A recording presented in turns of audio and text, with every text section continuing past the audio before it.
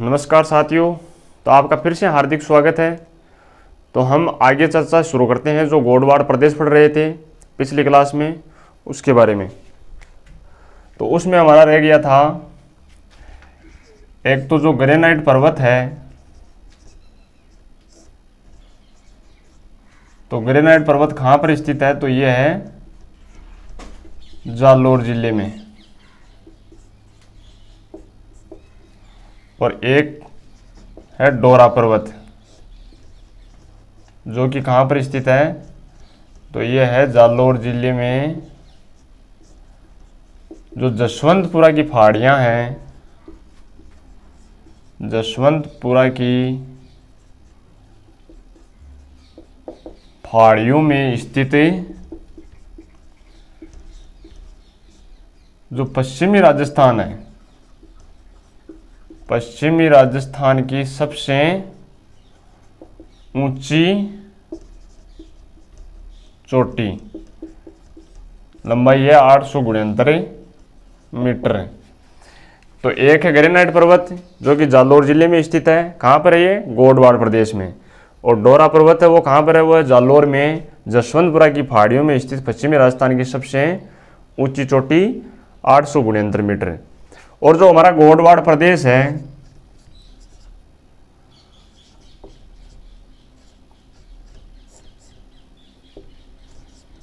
यहाँ पर कौन सी बोली बोली जाती है, तो यहाँ पर भाषा बोली जाती है गोडवाड़ी भाषा। गोडवाड़ी भाषा बोली जाती है। तो इसको लेकर भी हमारा एक एग्जाम की दृष्टि से क्वेश्चन बनता है कि जो बिसलदेव रासो है, बिसलदेव रासो, बिसलदेव रासो क्या है? एक कीर्ति है। किसकी है? अजमेर का जो चौहान शासक था, अजमेर का चौहान शासक विग्रहराज चतुर्थ, विग्रहराज चतुर्थ, उसको बिसलदेव के नाम से जाना जाता है। तो जो बिसलदेव रासो है, इस कीर्ति की रचना किसने की थी? नरपत नल्ला ने। एक इतिहासकार थे नरपत नल्ला। तो इनके द्वारा जो अजमेर का चौहान शासक विग्रहराज चतुर्थ है, उनको बिसलदेव के नाम से भी जाना जाता था। तो बिसलदेव रासो कीर्ति की रचना किसने की? इतिहासकार नरपत नल्ला ने। तो ये कौन सी भाषा में इसकी रचना की गई है? ये एग्जाम की दृष्टि से बहुत ही महत्वपूर्ण क्वेश्चन है। तो इसकी गोडवाड़ी भाषा में रचना की गई है। तो इसको भी आप ध्यान में रखना। आगे हम बात करते हैं पश्चिमी राजस्थान में जो जल संरक्षण की विधियां हैं उनके बारे में। तो यह आप नोट कर सकते हैं।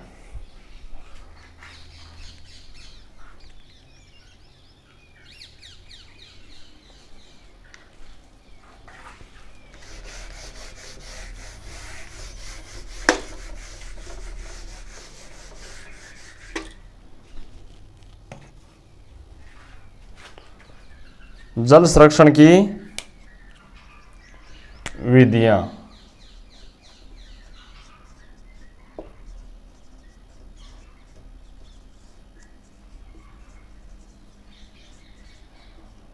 तो इसमें पहले आता है कि जो परंपरागत जल संरक्षण की विधि है,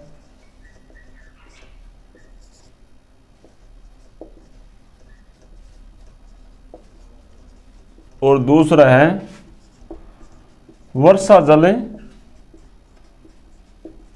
संरक्षण की विधि। तो जो परंपरागत जल संरक्षण की विधि है, इसमें आती है हमारी पहली जो कुएं हैं, बावड़ी है, टोबा है,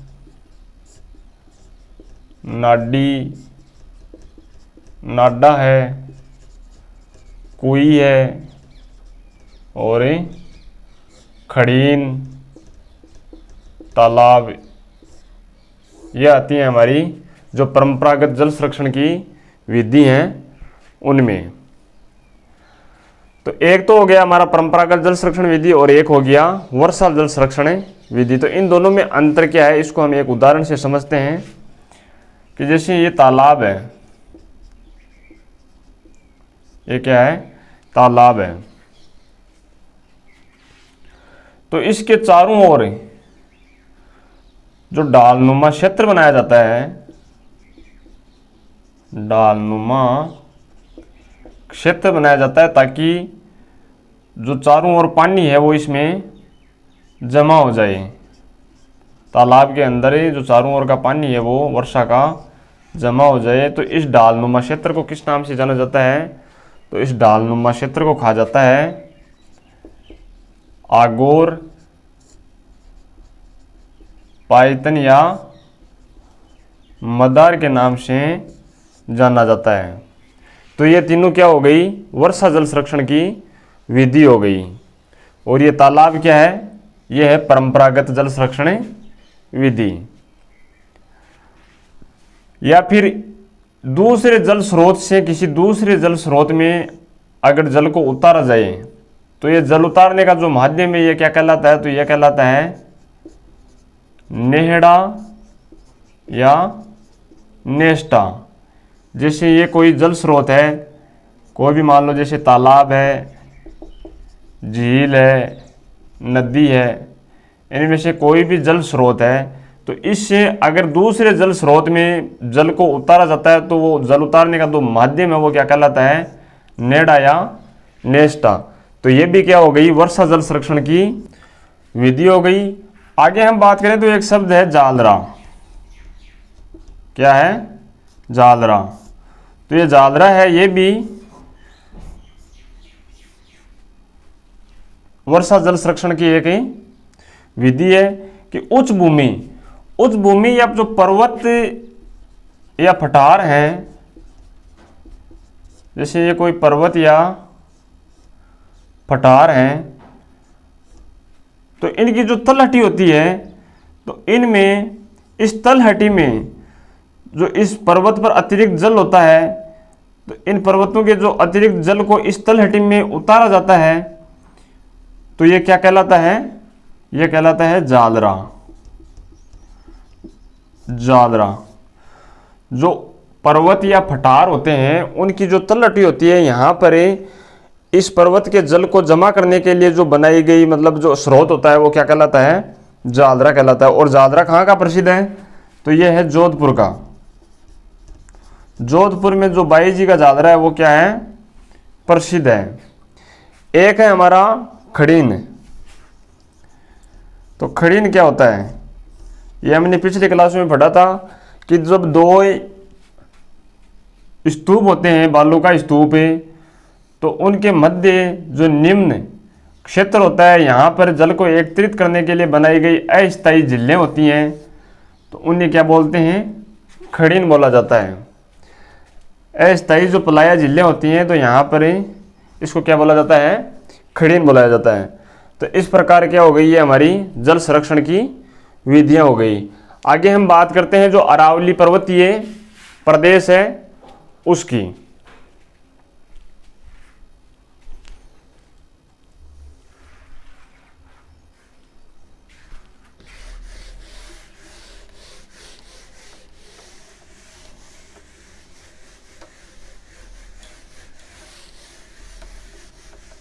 आगे हमारा भौतिक स्वरूप है, राजस्थान का भौतिक स्वरूप है, राजस्थान का भौतिक स्वरूप है उसका दूसरा भाग पढ़ते हैं हम। दूसरा भाग कौन सा है, तो वह है अरावली पर्वतीय प्रदेश। जो अरावली पर्वतीय प्रदेश है उसके बारे में हमें चर्चा करेंगे। तो जो अरावली पर्वतीय प्रदेश है इसकी उत्पत्ति किससे हुई थी, ये हमने पिछले क्लास में पढ़ा था, लेकिन रिवीजन के तौर पर एक बार और देख लेते हैं। तो इसकी उत्पत्ति हुई थी गोंडवाना लैंड से। जो गोंडवाना लैंड है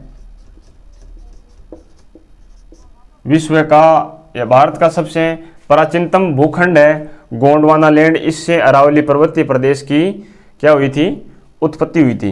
कौन से काल में हुई थी, तो ये हुई थी परी कैम्ब्रियन काल में, परी कैम्ब्रियन काल में हुई थी या आधे महाकाल में हुई थी। और यहां पर परी कैम्ब्रियन काल न देकर हमें कई बार धारवाड़ी समय दे दिया जाता है। तो धारवाड़ समय में अरावली पर्वतीय प्रदेश की उत्पत्ति हुई थी।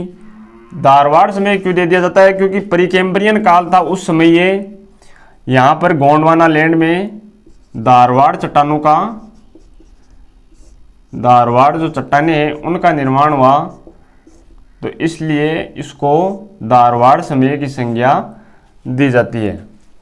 अब हम बात करें अरावली पर्वतीय प्रदेश है, इसके विस्तार की कि इसका भारत में और राजस्थान में कितना कितना विस्तार है।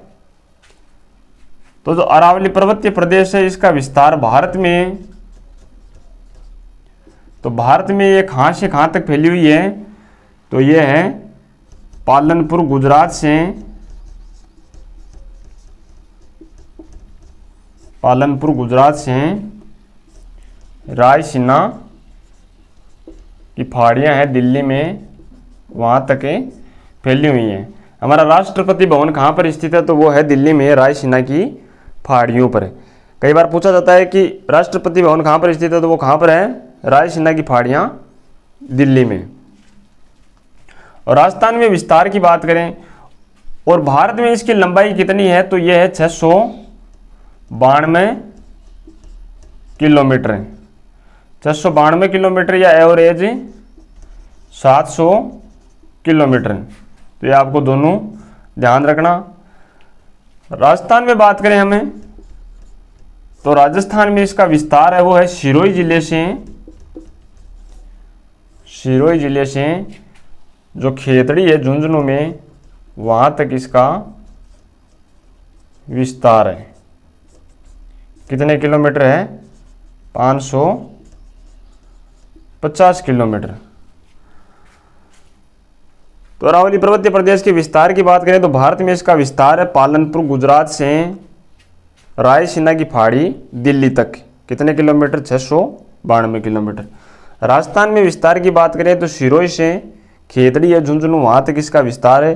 राजस्थान में कितने किलोमीटर लंबाई है इसकी? 550 किलोमीटर। अब हम बात करें कि अरावली पर्वतीय प्रदेश है, तो इसके बारे में हमको पूछ लिया जाए कि इसकी मूल जड़ या इसका मूल कहाँ पर है? तो इसका मूल है वो है, ये फैली हुई है राजस्थान में इस प्रकार से और आगे चली जाती है ये दिल्ली तक, और यहाँ पर है ये पालनपुरी गुजरात तक। तो इसका मूल, इसको अगर इस तरफ बढ़ाएं तो इसका मूल है वो है अरब सागर लक्षद्वीप। अरब सागर में जो लक्षद्वीप समूह है वहां पर इसका क्या है? मूल है। तो इसको लक्षद्वीप से जोड़ते हुए क्वेश्चन पूछा जा सकता है कि लक्षद्वीप से अरावली पर्वतीय प्रदेश का क्या संबंध है? तो यहाँ पर इसका क्या है? मूल है या मूल जड़ कहाँ पर है अरावली पर्वतीय प्रदेश की? तो वो है अरब सागर में लक्षद्वीप। अब हम बात करें कि राजस्थान में इसकी जो इसका क्षेत्रफल है वो कितना प्रतिशत है?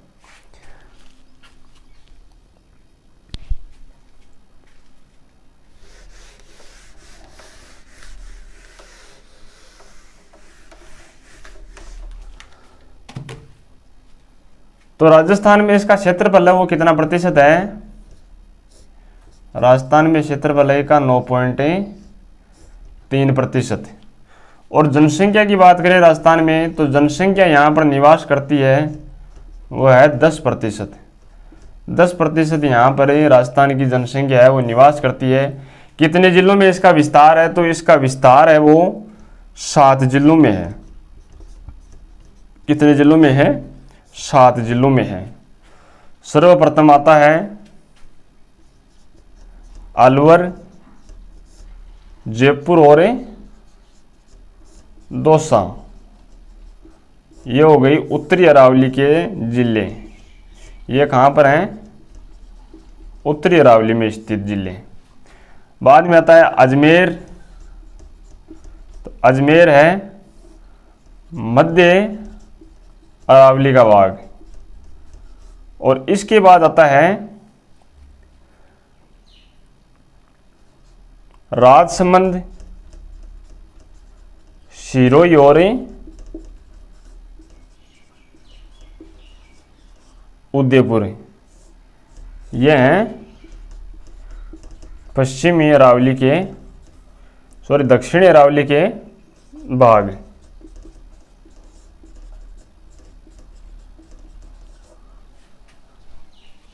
तो राजस्थान का कितने जिलों में विस्तार है, अरावली पर्वतीय प्रदेश का कितने जिलों में विस्तार है, तो वो है 7 जिलों में। कौन कौन से? अलवर, जयपुर, दौसा। तो ये कौन सी अरावली के भाग हैं? उत्तरी अरावली के। बाद में आता है अजमेर, ये है मध्य अरावली का भाग। बाद में आता है राजसमंद, सिरोही और उदयपुर, ये है दक्षिणी अरावली का भाग। अब हम बात करें कि अरावली पर्वतीय प्रदेश, इसकी औसत ऊंचाई कितनी है। तो अरावली पर्वतीय प्रदेश की जो औसत ऊंचाई है वो है 950 मीटर। कितनी है? 950 मीटर। तो अरावली पर्वतीय प्रदेश का क्षेत्रफल कितना है राजस्थान में? तो वह 9.3%। जनसंख्या निवास करती है 10%। कितने जिलों में? 7 जिलों में। 7 जिलों में इसका विस्तार है। कौन कौन से हैं? अलवर, जयपुर, दौसा, यह है उत्तरी अरावली के भाग। एक अजमेर, अजमेर है मध्य अरावली का भाग। बाद में आता है राजसमंद, सिरोही, उदयपुर, यह है दक्षिणी अरावली के भाग। इसके बाद हम बात करें अरावली पर्वतीय प्रदेश की जो औसत ऊंचाई है वो कितनी है? तो वो है 950 मीटर। तो आगे हम कल पढ़ेंगे इसकी विशेषताओं के बारे में। तो आज के लिए बस इतना ही। Thank you very much. Video को like, share, comment and subscribe करना ना भूलें।